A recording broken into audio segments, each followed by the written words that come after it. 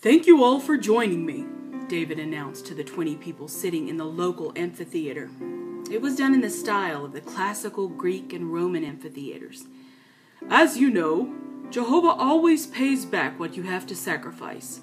Back in my old life, I was denied building the temple because of my life of war.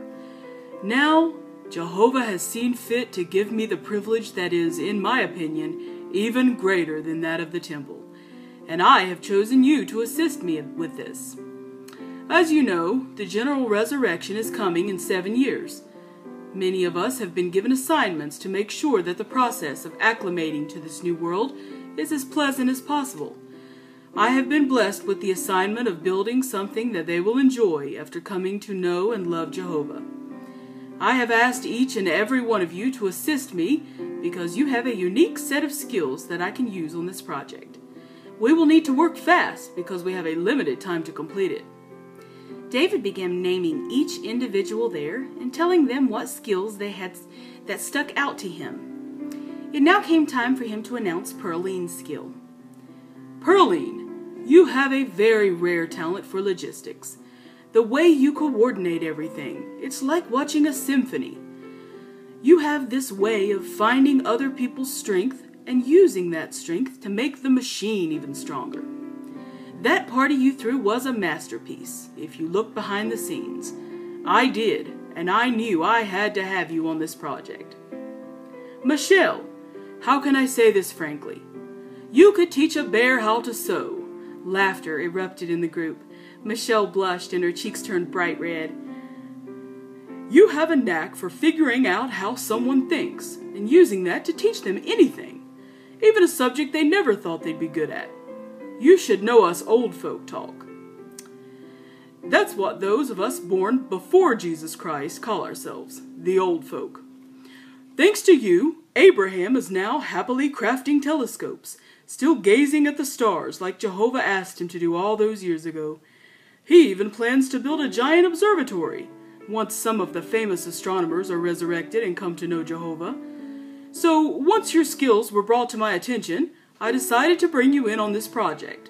I'm sure you want to know what this project is. Well, anyone?" David paused, creating an air of suspense. Michelle and Pearline whispered to each other. "Did you ever think that David, as a light-hearted and childlike?" Michelle whispered. "Well, think about him in the Bible, dear. Why did his wife grow to despise him?" Pearline answered. "Oh, yeah, duh." Michelle giggled. She couldn't believe she hadn't remembered that detail about David when he came to his personality. "So, we have been assigned to build..." A couple of men walked in with a huge poster that was framed and covered. It had to be over 10 feet wide and taller than David. "An old world preaching experience. We, and those of the general resurrection, will come to know firsthand what it was like fulfilling Bible prophecy, teaching a world we didn't even know existed the truths about God's kingdom.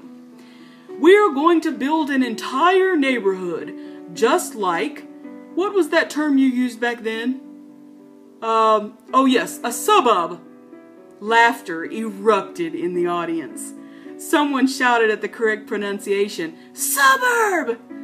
David thanked him and chuckled. Yes. We will also build a kingdom hall and even have a street with businesses on it, so we can experience every aspect of the preaching work you people of the great crowd were so privileged to do. We will need to train people how to be proper householders, and you will need to train us how to properly preach. It will be very exciting. Are you ready to do this?" A resounding "Yes!" erupted from the audience.